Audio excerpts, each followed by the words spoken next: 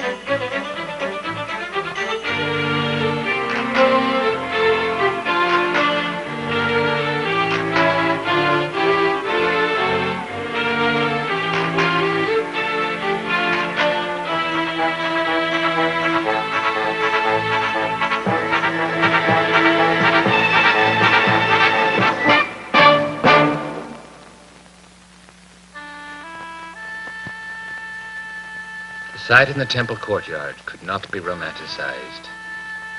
It was appalling. Over 200,000 lambs had been sacrificed today. Their innocent blood flowed over the altar incessantly for hours. Tonight, they would become the shared meal for all of Israel's children. 2 of Jesus' disciples, Peter and John, had spent most of the afternoon preparing this borrowed room for the Passover meal. It must never be forgotten that the followers of Jesus were deeply and fiercely Jewish. And on the 15th Nisan, in the Jewish year 3790, all Jews celebrated the Passover.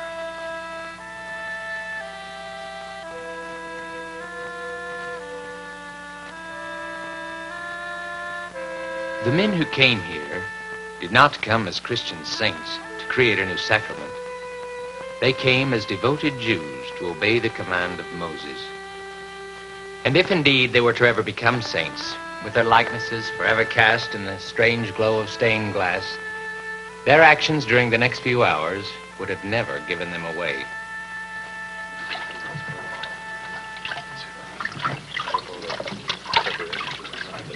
He's starting early tonight, John. Don't worry about Judas, Peter. Jesus sees right through him. He's after the head seat.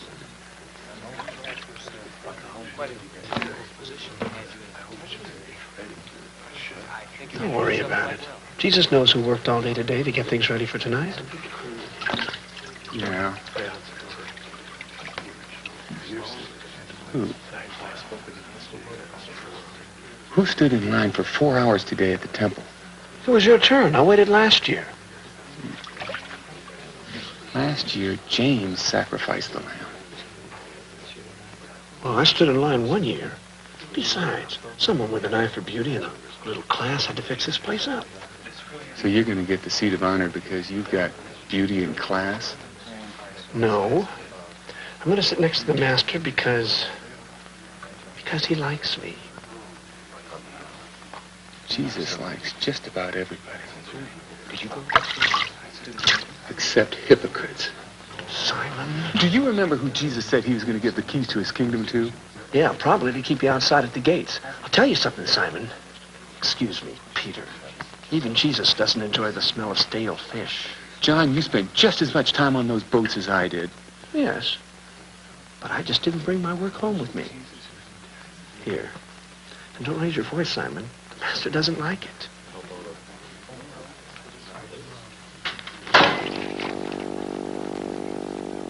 If you're looking for saints, you may be in for a long wait. No one knows for sure who got the seat of honor to the left of Jesus that night. There's some evidence that Jesus gave the honored position to Judas. If so, it must certainly have been a lesson the disciples would never forget.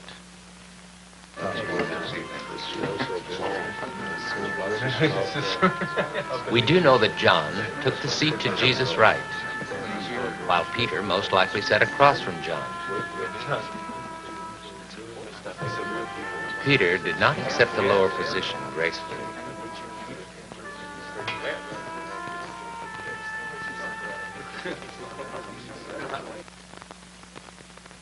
The Passover meal began with the first of 4 cups of wine. As the host, Jesus himself took the cup and blessed it. Blessed art thou, Jehovah our God, who has created the fruit of the vine. Amen. For a brief moment, Jesus glanced around the table, studying the faces of these friends he loved. Then he said, I have earnestly desired to eat this Passover with you before I suffer. Take this and share it among yourselves. For I say to you, I will not drink of the fruit of the vine from now on until that day when I drink it new with you in my Father's kingdom. These words were new. They weren't in the script. To the Jew, the Passover Seder was the most familiar of all celebrations. It is no wonder that the group was puzzled and surprised at these new words of Jesus. Of course we were surprised. The Passover liturgy was not to be meddled with. Everyone knew that. Some things simply must not be changed.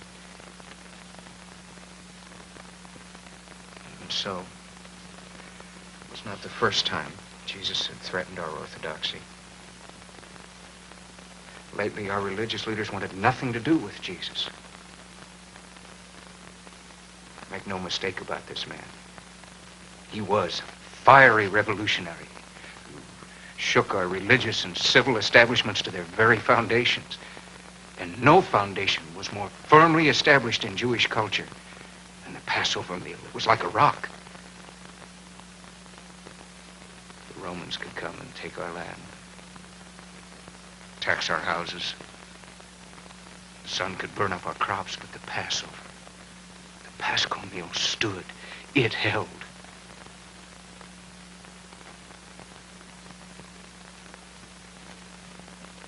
Now Jesus was changing even that.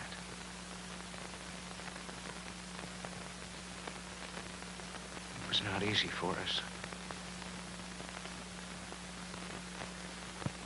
Our orthodoxy was cracking.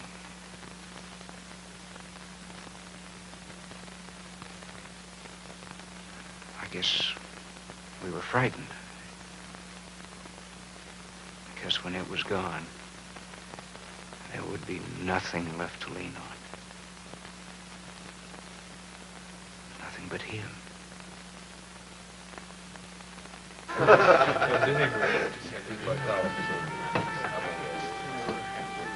This night was to be full of the unexpected, full of once missing pieces to a puzzle as old as time. But the behavior of Simon, the one Jesus called Peter, was as predictable as his temper. Simon, this is a holiday. You can cheer up now. Is something wrong, Simon? Are you sick? If it weren't for me fighting the crowds in the temple, we'd have no meal tonight. I know that. So? So tell me why Judas always sits in the head seat. Because he's the treasurer, Simon. He's supposed to. Well, John's not the treasurer, and look where he's sitting. Why do you always sit there, John? Answer him, John, when I'm the one who does all the work. And I'm usually the one who has to do it over again. That's not true. Well, if we're going to spend our Passover meal arguing about who sits where, Matthew is the oldest member of our group, and that should count for Nothing. That should count for exactly nothing. Maybe I should remind you, Simon, that I was the one who introduced you to Jesus in the first Stay out place. of this, Andrew. Well, how about that, Simon? He has as much right as anyone. He's my brother. My little brother. And he'll sit where I tell him to sit. You won't tell me anything. I'll sit where I like.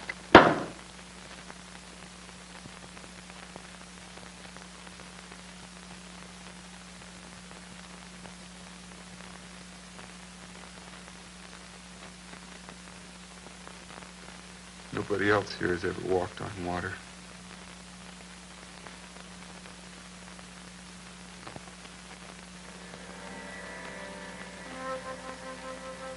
It happened so many times. I used to wonder why Jesus ever asked me to come with him in the first place. He used to give real good talks.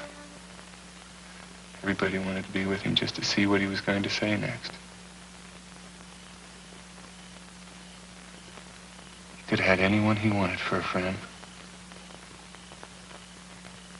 But I figured if someone like him wanted to be friends with someone like me, then I'd be a fool not to follow him. I guess Jesus didn't appreciate pride very much. But sometimes it made me feel real important just being with him. Like when we would walk into Capernaum and there'd be these big crowds of people just trying to get a look at Jesus. Sometimes I'd spot some of my friends from the fish market in the crowd. And there I'd be, standing right next to Jesus. And him talking to me like I was somebody. I have to admit it. I enjoyed it quite a lot.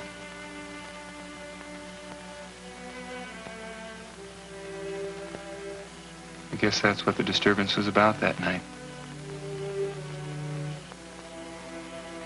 See, I knew I wasn't the brightest person in the world. I was a good fisherman. Real good. But I didn't know much about anything else. I remember when I was younger and I used to go to a party, he'd always give me a seat at the back of the room. I'd sit there and I'd watch these lawyers and businessmen walk past me. They didn't even see me. Like I wasn't even there. They'd walk up to their places of honor and everybody would smile at them and congratulate them.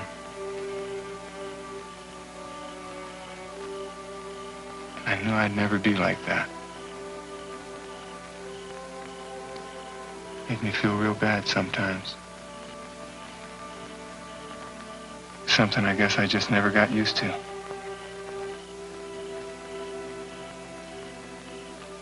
So on this one night, I thought that just once old Simon the fisherman could have the seat of honor.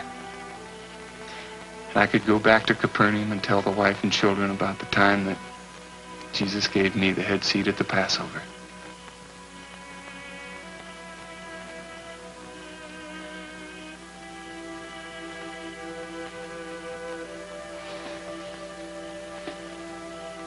Well, Jesus could be very hard on you. He had a real sad way of settling our argument that night. After he got us all quiet, Jesus started acting real strange.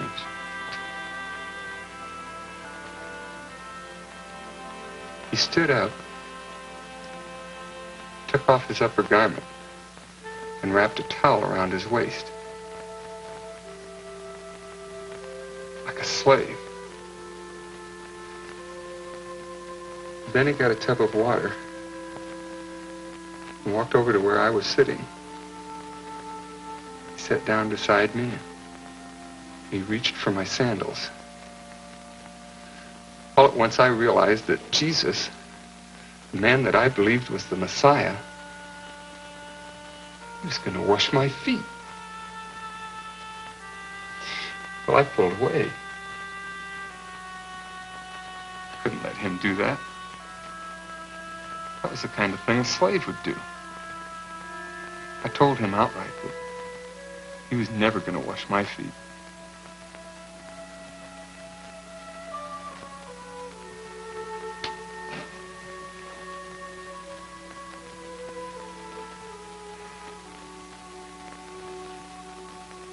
He could have gotten mad again. But instead he looked at me real patient. And he said, Simon, if I don't wash you, you have no part with me. And then he just waited. Like he was waiting for me to say, all right.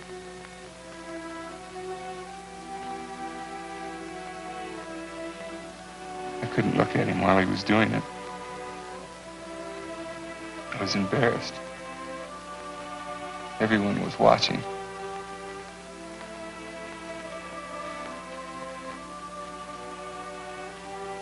It was the hardest thing I ever had to do. Letting him do that. I started thinking about all the times with Jesus, and how I admired him, looked up to him, almost worshipped him at times.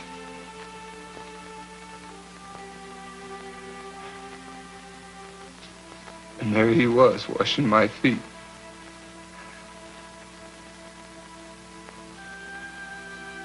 Right then, more than anything, I wanted him to know that no matter what, I did want to be with him. I did want to be his person.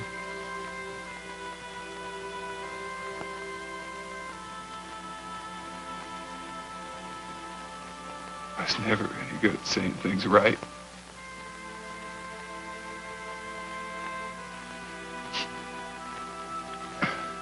But I leaned over and I whispered,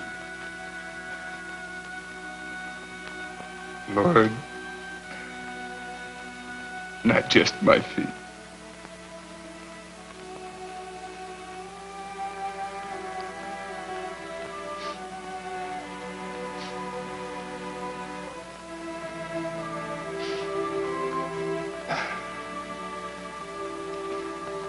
After it was over, he looked at me real quietly and politely.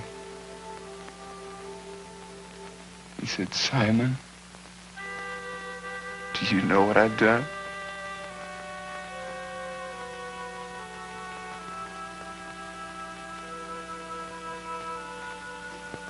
I couldn't answer him.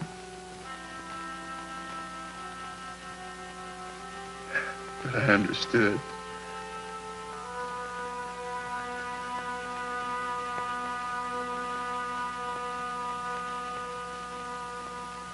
The first course of the Passover meal, what we would call an appetizer, was bitter herbs wrapped in unleavened bread.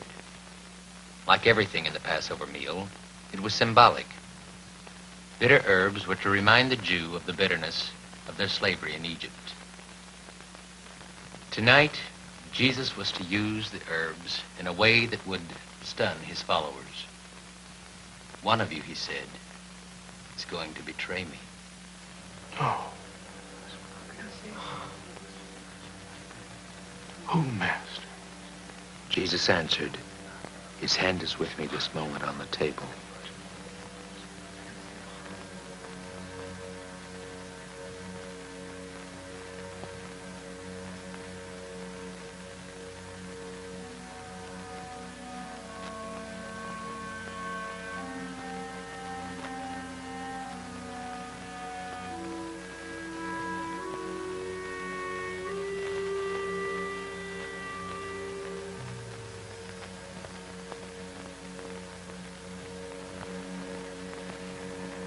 Ask him who it is.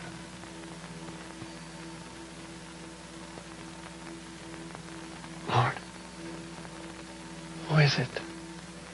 Jesus whispered to John, the one to whom I give the dipped sop.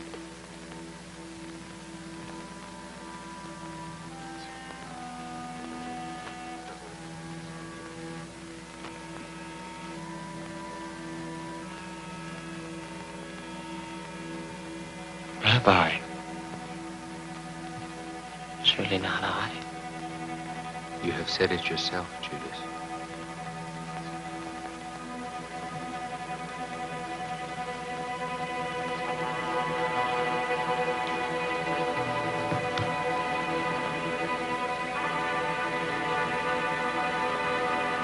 What you do quickly.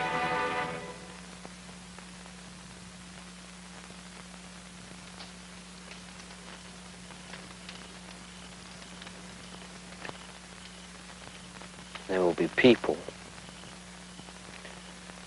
A great many people, I expect, will say that I betrayed the Messiah tonight. They're wrong. I didn't betray him. He betrayed himself. All of us knew it was over. I was just the only one who decided to do anything about it. You think I wanted it to end this way? I'd followed Jesus for almost 3 years. I followed him everywhere.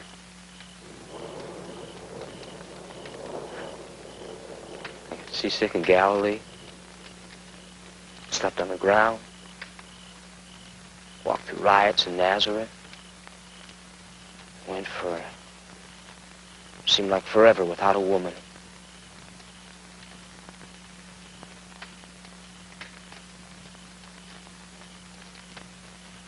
What did it get me? We had to borrow a room for our Passover meal.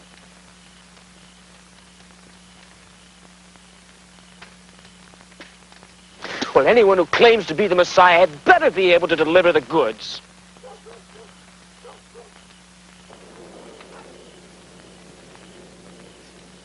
A week ago, Jesus could have taken this whole city. Sure, some people would have been killed. Maybe a lot of people. But we would have been free. Instead, he makes some nebulous remark about his kingdom not being of this world. What does that mean? This is the world I know, and the world where I want to make my mark. Jesus had just taken the gamble and thrown off Rome. We'd all have been on the ground floor of a new empire. Jewish empire.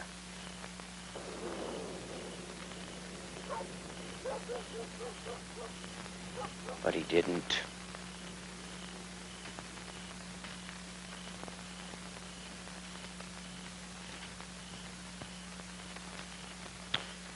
Told me once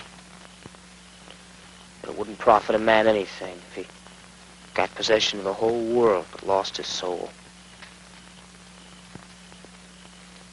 He just couldn't see that there was another possibility. Maybe a man could have both. Why couldn't he see that? Instead, he talks about the last being the first, the poor being the rich, the persecuted being blessed, those who lose their lives finding it. Does that sound like a Messiah? Does it?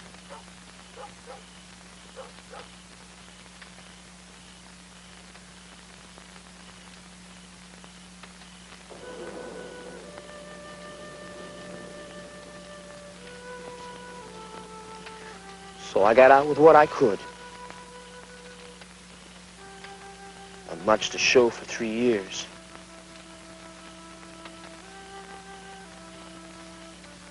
Enough for a weekend at the ocean. Or a new robe or two.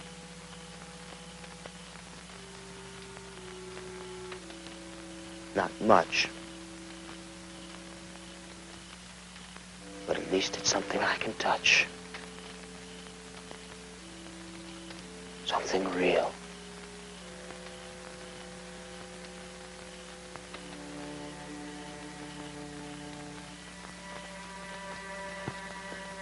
Maybe it'll be enough for now.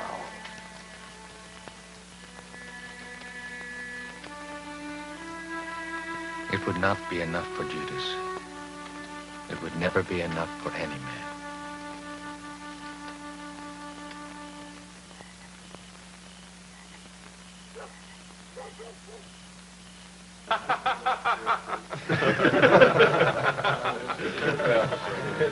The Paschal meal continued. Everyone seemed more relaxed with Judas gone. Everyone but Philip.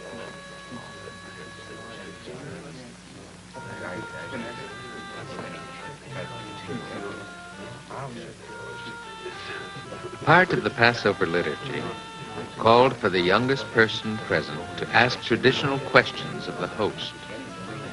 And the others had never failed to remind Philip that he was the youngest.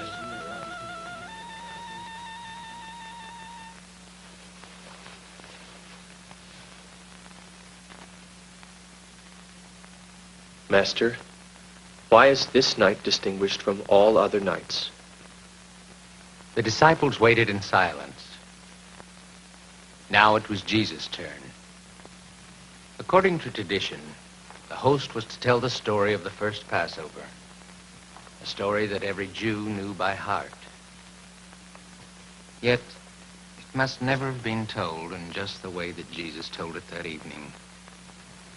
It was a story that began in slavery.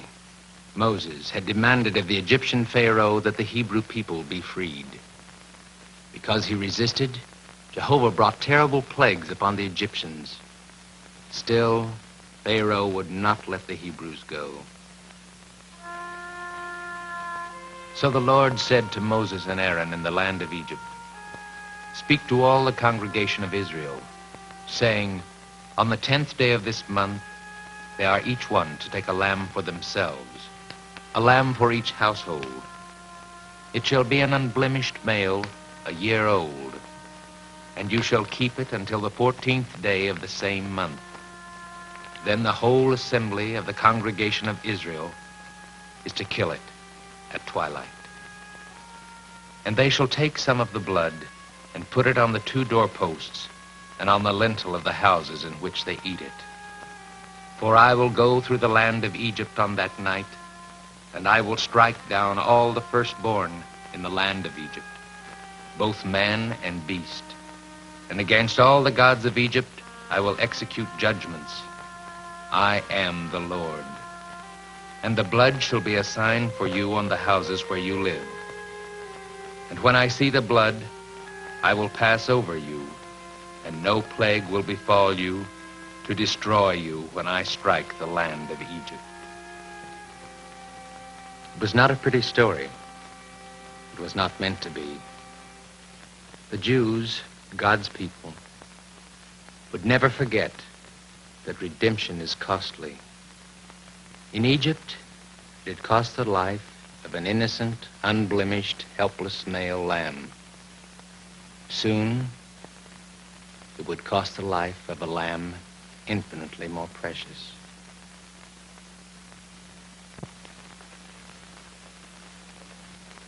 And Jesus took the bread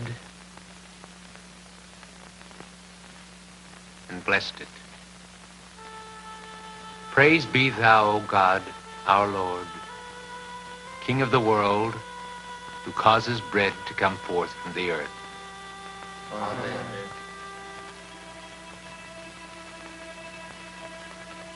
This is my body, which is given for you. Do this in remembrance of me.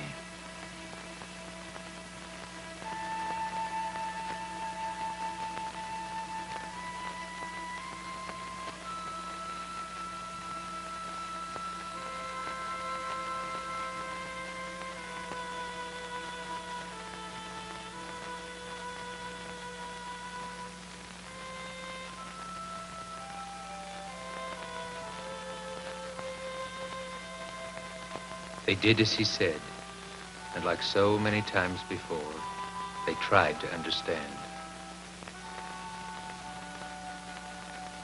Some understood more than others. I was afraid you might go back, Philip. I just didn't think it would be this soon. I do love it here. It may be small and plain and dusty.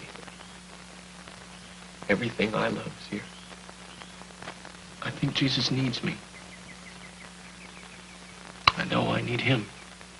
Philip, if your happiness is here, if our happiness is here, isn't that more important than traveling around Galilee with some itinerant rabbi? I thought so too. Oh, Becca. There were nights in Capernaum when I was so lonely I thought I would die. Everywhere I'd look, I'd see this house, this room. I'd remember times of happiness, good friends. I think of you. All our plans got no better. They got worse. Why is it that men think that they're the only ones that know loneliness? Becca, I Do you know didn't what mean it's it. like here? Wake up in the morning, smell the flowers outside my window,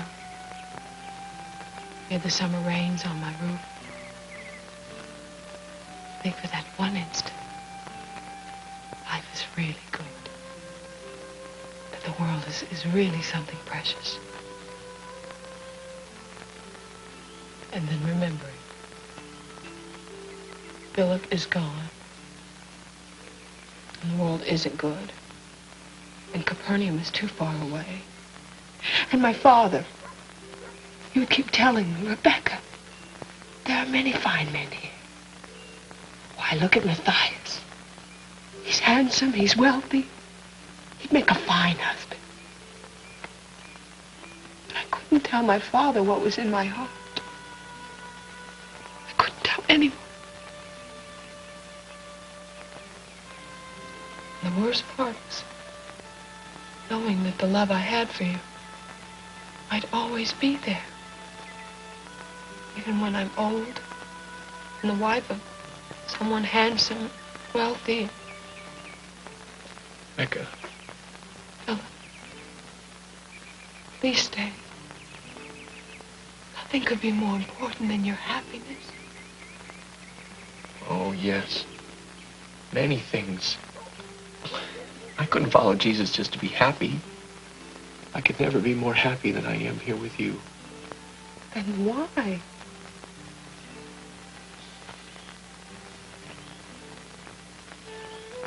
I follow Jesus because he speaks the truth. Because he is the truth. And I think that truth must always be more important than happiness. Don't understand. What good is truth if we can't be happy? In the beginning, there were so many of us that were following Jesus. Some wanted food. Some wanted their health back. I guess some of them thought Jesus would bring them prosperity and position. We were all looking for happiness.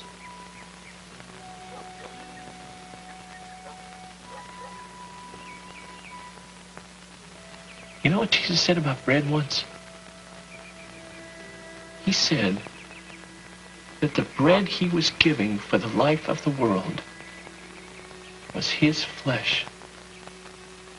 Philip. I know. That's why I left with the others. The excitement was over. Crowds were dwindling. Jesus hardly ever performed any miracles anymore. Instead, he talked more and more about death. That's why I ran, Becca. But when Jesus was here, he talked so much about life. I know. And I've thought about that a lot since I've been home. I still don't understand it yet. But it may be the most important thing that I do understand.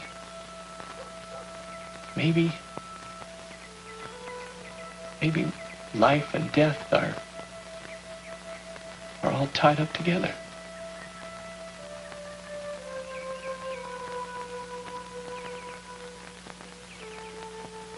Becca, Jesus may be asking more than I ever thought possible. And if I don't go back, I think I may never find the answers. And I have to know the answers.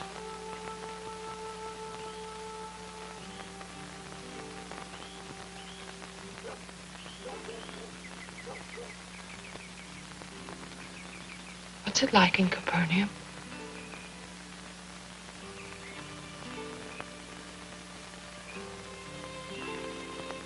It's different. Lots of people. Lots of boats. It's cooler. And in the evening, the wind comes in off the lake. There are more Romans. They even have their own synagogue. What will Philip do there? I'm learning to fish. Peter and John are teaching me. I'm not very good. I get my nets all tangled up. You, fisherman? I can't believe it. Oh, Philip. I'll miss you so much.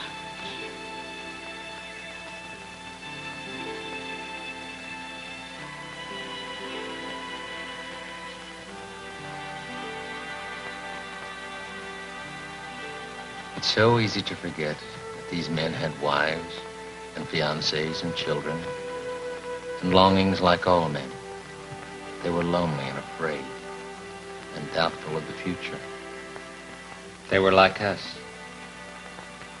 just like us. That's comforting somehow. What happened during the meal, the sharing of the Paschal lamb, was of such deep significance and beauty that few of us will ever be able to see it. It was the last time that these friends would be together before Jesus' death. Some of them, like Philip, sensed that. Yet, as always, Jesus met their fears with words of comfort and understanding, words they needed very much during that dark night. Well, I wish I could tell you what he said. I mean, I can tell you what he said, the words. But the meaning.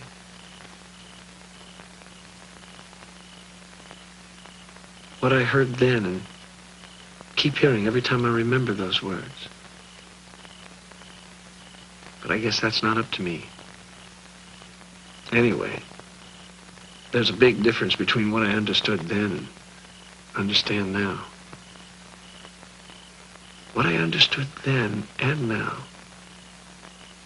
is that he loved us. He knew we didn't understand. I mean, it was obvious enough, I guess. But only he knew how deep the misunderstanding went. But he'd just keep talking to us like a parent to a child. As though he somehow knew, or at least hoped, that we'd understand someday.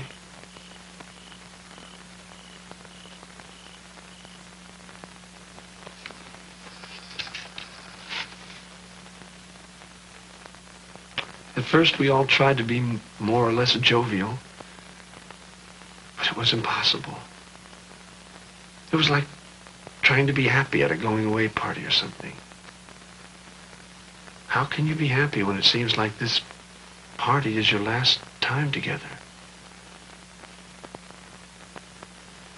Jesus had decided that he was going to die soon. Well, he'd been right about everything else I could remember, so it didn't make any sense. But what could you say? think we all began to feel worse and worse inside during the meal. Don't think I was the only one trying to fight back the tears when he said not to be so upset. We believed in God, didn't we? So believe in him too. He said that he was going to get things ready for us. And so, of course, he'd be back for us. Things like that. It helped. It helped a lot. And Jesus took the third of the 4 Passover cups, the one the rabbis called the cup of redemption, and he blessed it. Blessed art thou, O Lord our God, King of the universe, who feedest the whole world with goodness, with grace, and with mercy. We thank thee, O Lord our God, that thou hast caused us to inherit a goodly and pleasant land. Have mercy, O Lord our God, on Israel thy people, and on Jerusalem thy city, and upon Zion, the dwelling place of thy glory, and upon thy altar, and upon the temple. Blessed art thou, O Lord, thou who buildest Jerusalem. Amen. This cup which is poured out for you is the new covenant in my blood, which is to be shed on behalf of many for forgiveness of sins. Do this as often as you drink it in remembrance of me.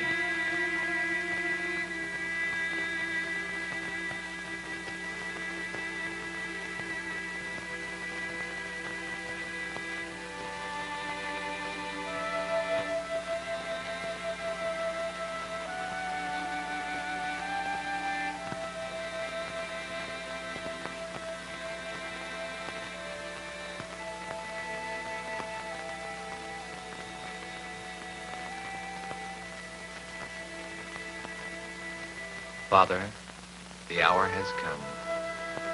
Glorify thy Son, that the Son may glorify thee. Holy Father, I have given them thy word, and the world has hated them, because they are not of the world, even as I am not of the world. I do not ask thee to take them out of the world, but to keep them from the evil one. I do not ask in behalf of these alone, but for those also who believe in me through their word, that they may all be one, even as thou, Father, art in me, and I in thee, that they also may be in us, I in them, and thou in me, that they may be perfected in unity, that the world may know that thou didst send me, and didst love them, even as thou didst love me.